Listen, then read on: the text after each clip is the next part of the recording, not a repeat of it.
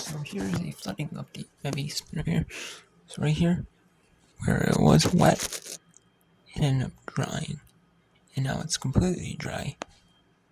Here, it was just about nothing in here, like about 3 hours, a couple hours, like 2 3 hours, like no, like on Tuesday, in about overnight, about 12.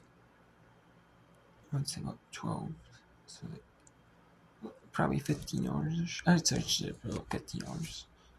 And then 8, so, and then, yeah, and then 18 total, I would say, and then this area was there for about 24 hours from Tuesday evening, about 24 hours, and then there's only this much left, but some of it dried up on its own a little bit too, but just this area left to dry up.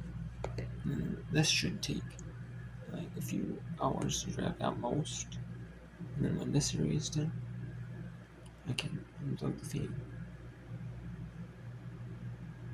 and then I can unplug it, and then there might be some rain tomorrow.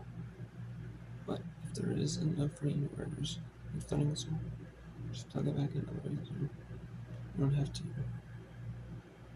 You don't have to. So